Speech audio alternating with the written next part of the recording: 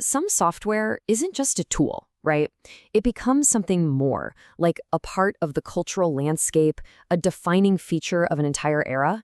And for millions, and I mean millions of people around the world in the early 2000s, that software was without a doubt Windows XP. I mean, just look at this. That rolling green hill, that perfect blue sky.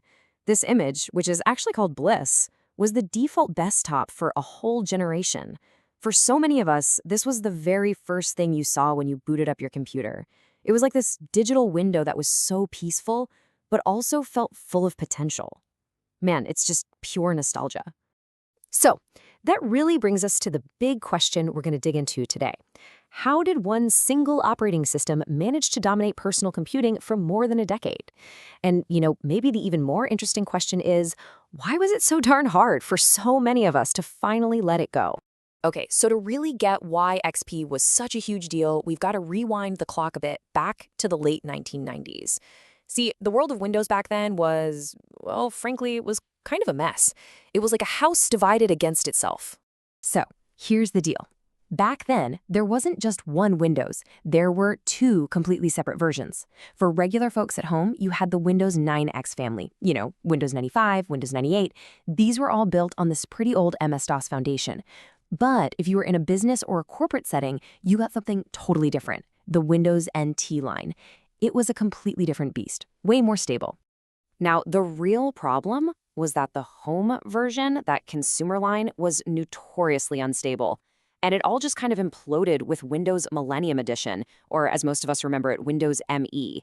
This quote from PC World just nails it. They called it one of the worst operating systems Microsoft ever released. It was an absolute critical failure, always crashing, having hardware issues. It was just so frustrating.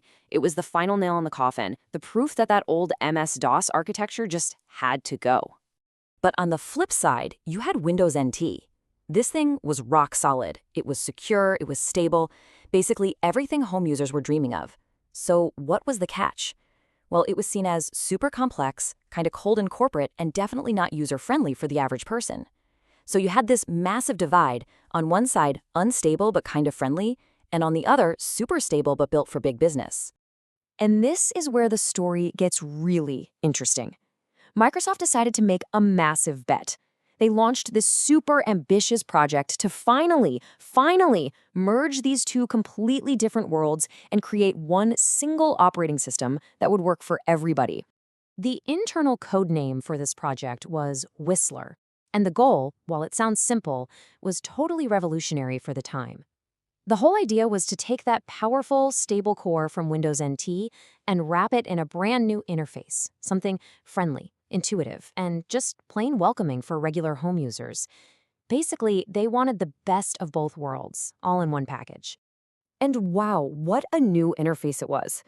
I mean, let's just take a second to really appreciate how big of a leap this was. On the left, you've got that old, gray, boxy look of the earlier Windows versions.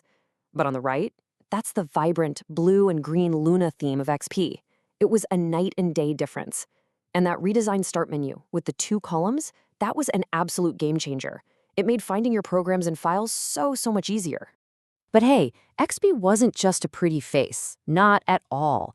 It brought a ton of new features that, honestly, we totally take for granted today.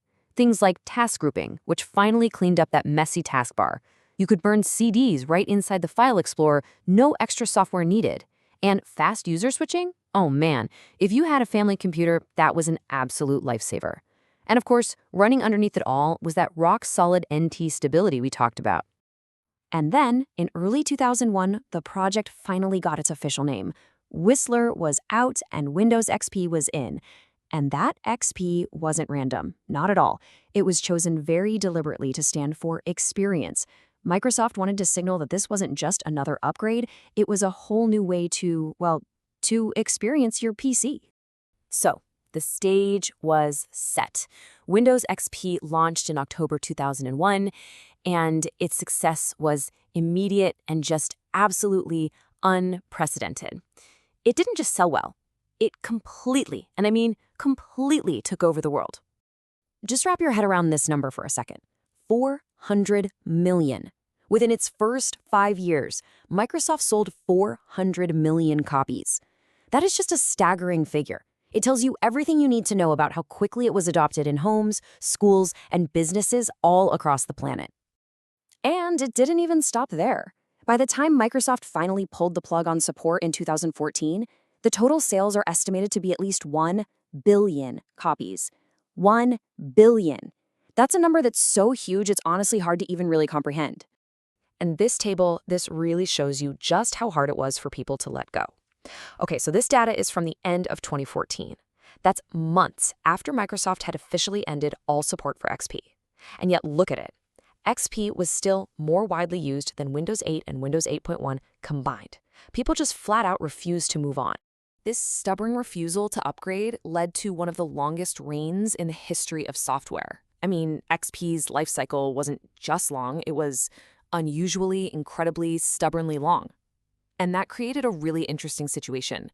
A huge legacy of success, for sure, but also a massive headache for Microsoft. This timeline really drives the point home. It shows the support life cycles for a bunch of different Windows versions. Just find the bar for Windows XP. See that? See how it just keeps going and going, stretching way past the ones before it, and even some that came after? That one long bar tells you the entire story of its incredible longevity.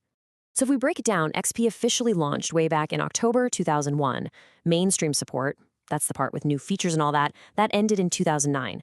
But extended support, which is the really crucial part that includes security updates, that kept going all the way until April 2014. That's a lifespan of more than 12 years. In the tech world, that is an absolute eternity. So when it's all said and done, what is the real lasting impact of Windows XP? Well, it's pretty clear that it was so much more than just another operating system.